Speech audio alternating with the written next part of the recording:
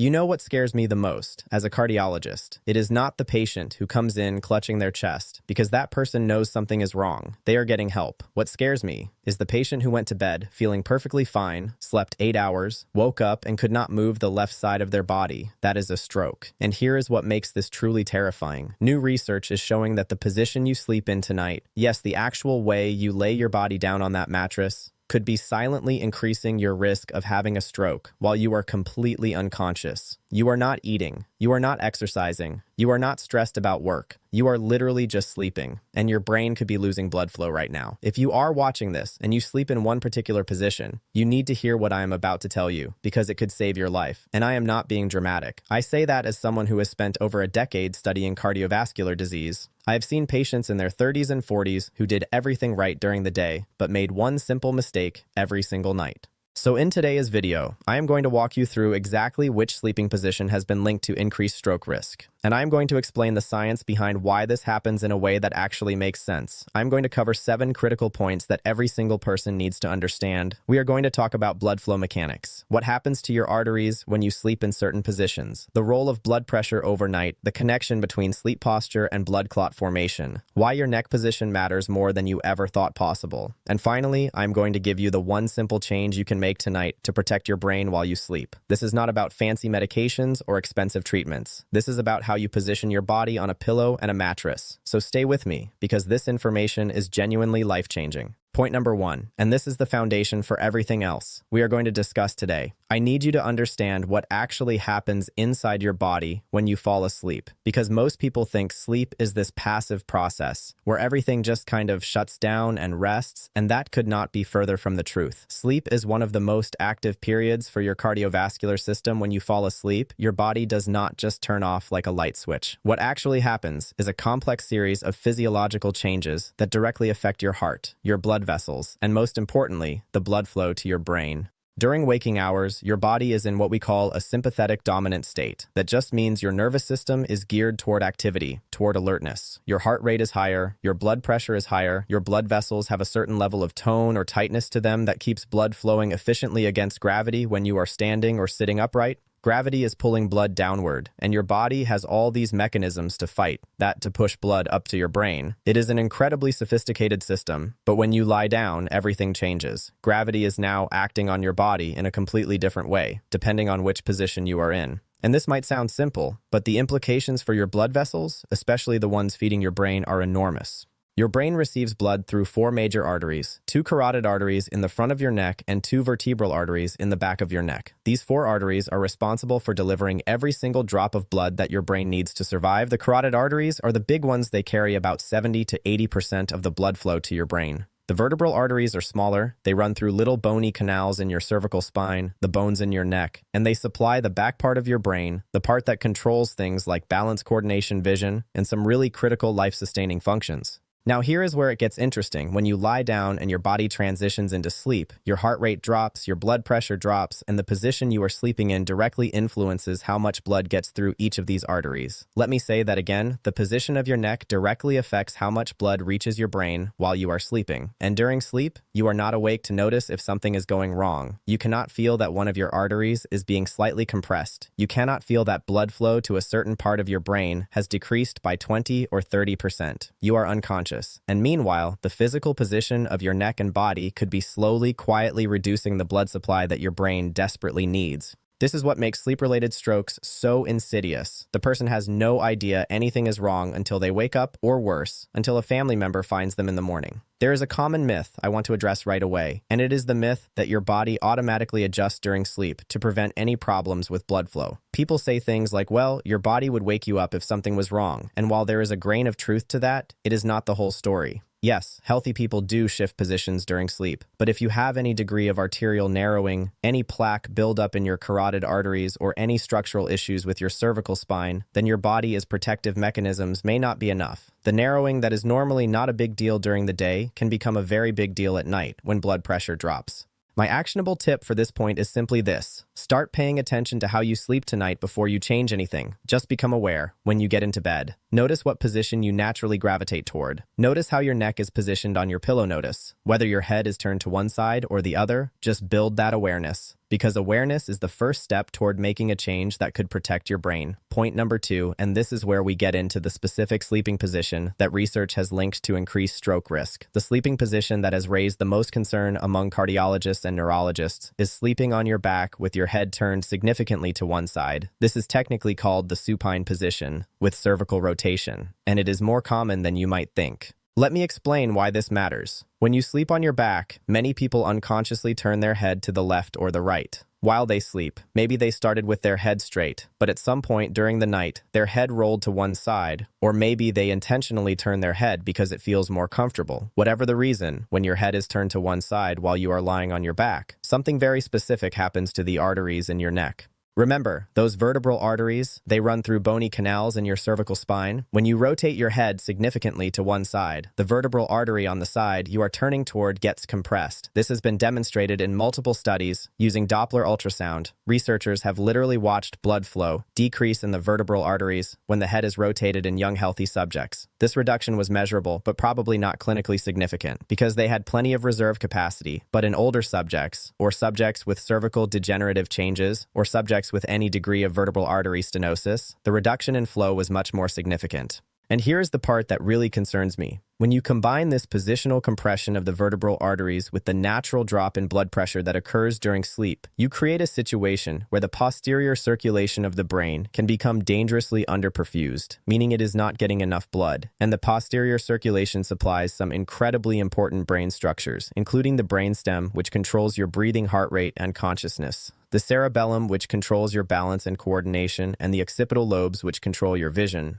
Posterior circulation strokes are particularly devastating and also particularly sneaky because the symptoms can be different from the classic stroke symptoms most people know about. Instead of the obvious face-drooping arm weakness and speech difficulty, posterior circulation strokes can present with sudden severe dizziness, vertigo, double vision, difficulty swallowing, and loss of coordination. These strokes are also more likely to be missed or misdiagnosed initially, which means treatment can be delayed, and in stroke, medicine time is brain. Every minute that passes without treatment means more brain cells dying. Let me tell you about a case I saw early in my career that really drove this home. I had a patient, 58-year-old man, relatively healthy. He came in one morning because when he woke up, he could not see properly out of his right visual field. He also felt dizzy and his balance was off. We did imaging and he had a posterior circulation stroke. His wife told us that he always slept on his back, and she had noticed for years that he would turn his head sharply to the right during sleep. She used to joke about it. She said he slept like he was looking for something on the nightstand. When I looked at his vertebral artery imaging, he had significant degenerative changes in his cervical spine and moderate stenosis of his right vertebral artery. The combination of the arterial narrowing, the positional compression from head rotation, and the natural nighttime drop in blood pressure created a perfect storm.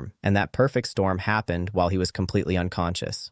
The myth I want to bust here is the belief that your sleeping position does not matter as long as you are getting enough sleep. Position matters. It matters for blood flow. It matters for airway patency. It matters for blood pressure regulation. And yes, it matters for stroke risk. My actionable tip for this point is if you tend to sleep on your back, try to keep your head in a neutral position, meaning straight, not turned significantly to either side. You can do this by using a pillow that cradles your head and keeps it centered. Some people find that using a cervical or contoured pillow helps prevent their head from rolling to one side during sleep. Point number 3 is about comparing different sleeping positions and what the evidence actually tells us.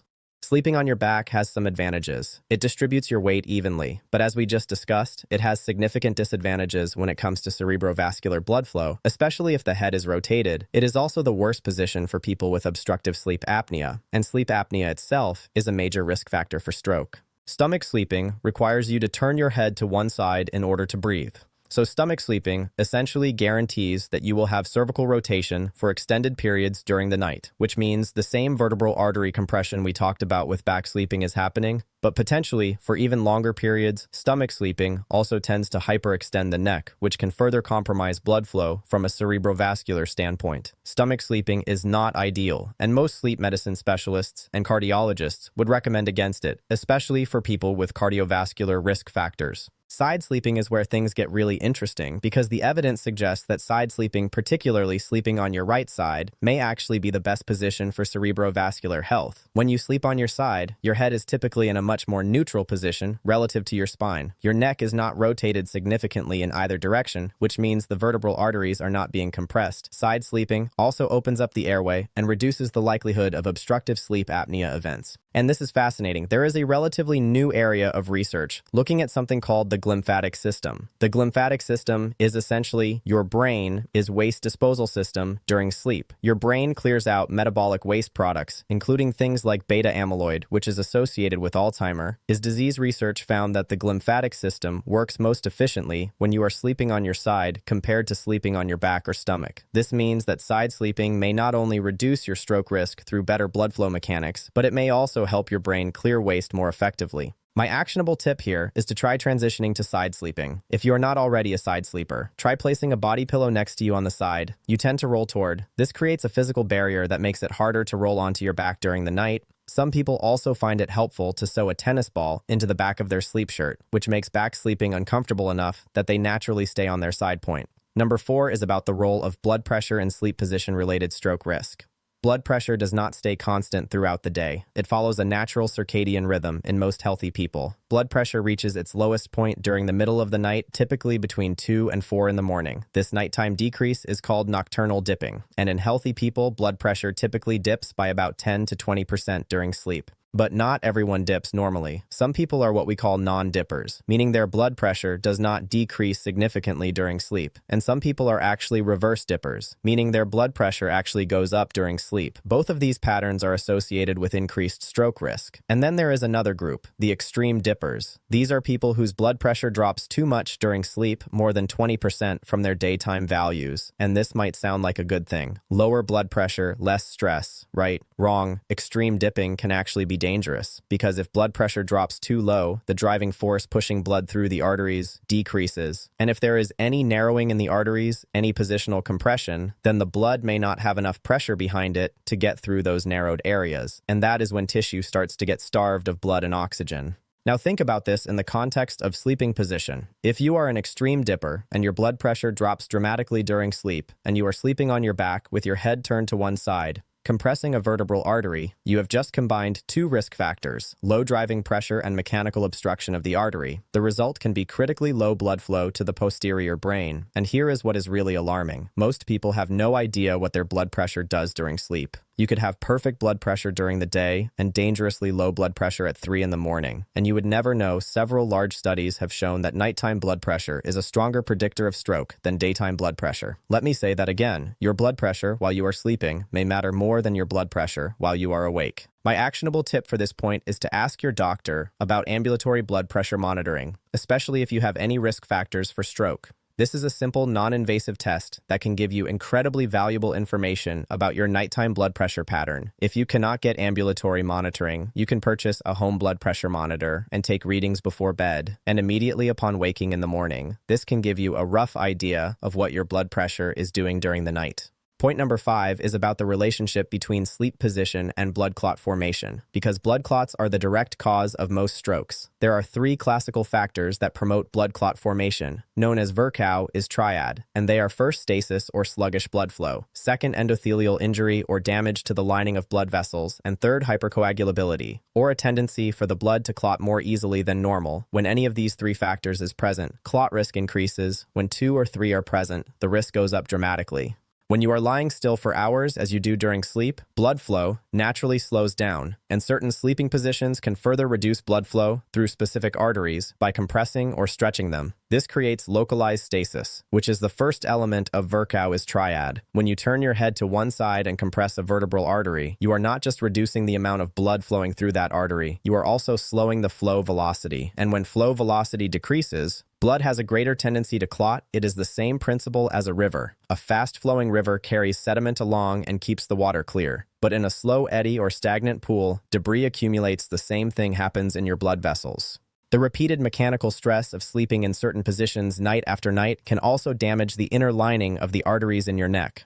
The vertebral arteries in particular are vulnerable because they pass through the bony canals of the cervical spine and cannot move out of the way when the head rotates. This repeated stretching and compression can cause microtrauma to the arterial wall, and damaged endothelium is a potent trigger for clot formation. The myth here is that blood clots only happen when you are inactive during the day or when you are sitting on a long airplane flight. The reality is that the same principles of stasis and vascular injury that promote clot formation during prolonged sitting are also at work during sleep, arguably even more so, because during sleep, you are lying still for much longer than most people sit in any single stretch. My actionable tip for this point is to stay well hydrated because dehydration increases blood viscosity and promotes clotting. A reasonable approach is to have your last significant fluid intake about 2 hours before bed and to use the bathroom right before you lie down. This balances hydration with the practical reality of not wanting to disrupt your sleep. Point number 6 is about the connection between your pillow and stroke risk. Your pillow determines the position of your head and neck during sleep. And as we have been discussing, that position directly affects blood flow to your brain. The purpose of a pillow is to fill the gap between your head and the mattress, and to keep your cervical spine in a neutral alignment. Neutral alignment means that your neck is not flexed, not extended, not rotated, and not laterally bent. Maintaining this neutral alignment minimizes mechanical stress on the cervical spine and the vertebral arteries and keeps the airway open. Most people are using the wrong pillow, and they have no idea. A pillow that is too thick will push your head up and flex your neck forward if you are sleeping on your back, or laterally bend your neck. If you are sleeping on your side, a pillow that is too thin will let your head drop down. A pillow that is too soft will compress completely under the weight of your head, providing no support at all. The ideal pillow for back sleepers is relatively thin and has a slight contour that supports the natural curve of the cervical spine. The head should rest in a slight cradle so it does not roll to one side. The ideal pillow for side sleepers is thicker because the gap between the head and the mattress is larger. When you are on your side, the pillow should be thick enough to keep the head and neck in line with the spine and firm enough to maintain this position throughout the night. I have had patients who told me they sleep without a pillow, at all thinking this is more natural. And while sleeping without a pillow can be fine for some back sleepers, it is almost always a bad idea for side sleepers, because without a pillow, the head drops down toward the mattress, creating significant lateral flexion of the neck, which can stretch one vertebral artery and compress the other. There is also the issue of multiple pillows. Some people stack 2 or 3 pillows under their head, which pushes the head forward, creating excessive cervical flexion. This can compress the carotid arteries and jugular veins, and it also worsens sleep apnea by flexing the neck and narrowing the airway. The myth for this section is that expensive pillows are automatically better. The price tag does not determine whether a pillow is right for you. What determines it is whether the pillow keeps your head and neck in neutral alignment for your specific body type and sleep position. My actionable tip is to evaluate your current pillow situation. Tonight, lie down on your bed in your usual sleeping position and have someone take a photo of you. Look at the photo and check your neck. Alignment: is your head tilted up, tilted down, or rotated? If it is, your pillow needs to change. Do not be afraid to experiment. Try different thicknesses, different firmness levels until you find what keeps your neck properly aligned. This is one of the simplest interventions you can make to protect your brain during sleep. Point number 7 is where we tie everything together and talk about the cumulative effect of risk factors. Because stroke is rarely caused by a single factor, it is almost always the result of multiple risk factors combining and interacting over time. Let me paint a picture. Imagine a person. Let us call them John. John is 57 years old. He has mild hypertension, borderline high cholesterol, probable undiagnosed sleep apnea. He is about 20 pounds overweight. He has some cervical spine degeneration from years of looking down at a computer. And every night he falls asleep on his back with his head turned toward the television screen. None of these individual risk factors is extreme. If you looked at any single factor in isolation, you might say that is not too bad, but when you add them all together, you get a very different picture. Each of these factors individually might carry a small increase in stroke risk, but together they multiply each other's effect. And the sleep position is the factor that John has the most immediate control over. He can change it tonight for free without a doctor's visit, without a prescription. It is the lowest hanging fruit on the risk reduction tree. Think of stroke risk like water behind a dam. The dam represents your body's ability to maintain adequate blood flow to the brain. Every risk factor adds more water behind the dam. High blood pressure adds water, cholesterol adds water, sleep apnea adds water, and sleep position adds water. At some point, the dam overflows, and that overflow is a stroke. You might not be able to drain all the water quickly, but if you can remove even one source of incoming water, you lower the level behind the dam, and that might be enough to prevent the overflow. I also want to address sleep apnea specifically because it is a hugely important stroke risk factor that is directly related to sleep position. Obstructive sleep apnea is significantly worse in the supine position because when you are on your back, gravity pulls the tongue and soft palate backward toward the airway, narrowing or blocking it. Some studies have shown that up to 50 to 60% of people with obstructive sleep apnea have a positional component, meaning their apnea is significantly worse, or only occurs when they are sleeping on their back. So when someone sleeps on their back, they are not only potentially compressing their vertebral arteries, they are also worsening any existing sleep apnea. It is a double hit. The myth for this final point is that you are either going to have a stroke or you are not, and there is nothing you can do about it. I hear this fatalistic attitude from patients all the time, and while genetics do play a role, the majority of strokes are preventable. The American Heart Association estimates that up to 80% of strokes can be prevented through lifestyle modifications. 80%, that is an enormous number, and it means that the choices you make every day and every night, including how you position your body during sleep, have a real impact. My actionable tip for this final point is to do a comprehensive stroke risk assessment. Make a list. Do you have high blood pressure? Do you have high cholesterol? Do you have diabetes? Do you smoke? Are you overweight? Do you have sleep apnea? Do you have a family history of stroke? And yes, what position do you sleep in? Look at that list, honestly, and start addressing the factors you can control, starting with the easiest ones. And sleep position is right there at the top of the easy-to-change list. Here's your takeaway: switch to sleeping on your side with your head and neck in a neutral position supported by an appropriate pillow. That is it. That is the single most impactful change you can make to your sleep position to reduce your stroke risk. Sleeping on your side keeps your head in a neutral position, which avoids compression of the vertebral arteries. Sleeping on your side opens your airway and reduces sleep apnea. Events: sleeping on your side may improve lymphatic clearance of brain waste, and sleeping on your side with proper pillow support keeps your cervical spine aligned. If you can only do one thing, if you can only remember one piece of advice from this entire video, let it be this: sleep on your side with a proper pillow and a neutral neck position. You do not need to buy anything expensive. You do not need a prescription. You just need to change how you lie down tonight. Here are some practical tips for making this transition. First, use a body pillow or place a pillow behind your back when you lie on your side. This makes it harder to roll onto your back. Second, make sure your pillow is the right height for side sleeping. It should be thick enough to fill the space between your ear and the mattress, keeping your spine straight. Third, consider placing a pillow between your knees. This helps keep your hips aligned and makes side sleeping more comfortable. Fourth, be patient. It can take several nights or even a couple of weeks to get used to a new sleep position. Remember, prevention is always better than treatment. A stroke can change your life in an instant. It can take away your ability to speak, to walk, to care for yourself, to do the things you love. The time to act is now, not after you have had a warning sign tonight. When you go to bed is when the change starts. I see too many patients who tell me, "I wish someone had told me this sooner. I wish I had known that my sleeping position mattered." Well, I am telling you now, and I am asking you to take it seriously, because your brain is the most precious organ in your body, and protecting it while you sleep is one of the most important things you can do for your long-term health. If this video opened your eyes to something you did not know, before, I want you to type the word position in the comments below. Just that one word, position. This helps me understand how many of you found this information new and valuable, and it also helps with the algorithm so that this video can reach more people who need to hear this information. If you found this video helpful, make sure you hit that subscribe button and ring the notification bell. I put out new videos every week covering topics that can genuinely improve your health and longevity, and I always break down the science in a way that is easy to understand. The next video is going to be about the 5 warning signs your body gives you before a stroke that most people completely ignore. These are subtle signs that can appear days or even weeks before a major stroke, and recognizing them could save your life. So make sure you subscribe so you do not miss that one. Please share this video with someone you care about. Think about your parents, your grandparents, your spouse, your friends, anyone over the age of 40, or anyone with cardiovascular risk factors. This information could literally save their life, and they are probably sleeping in a position that is not optimal right now without even knowing it. Thank you for watching, thank you for caring about your health, and thank you for being part of this community. Take care of yourselves, and tonight when you go to bed, remember: sleep on your side, neutral neck, proper pillow. Your brain will thank you.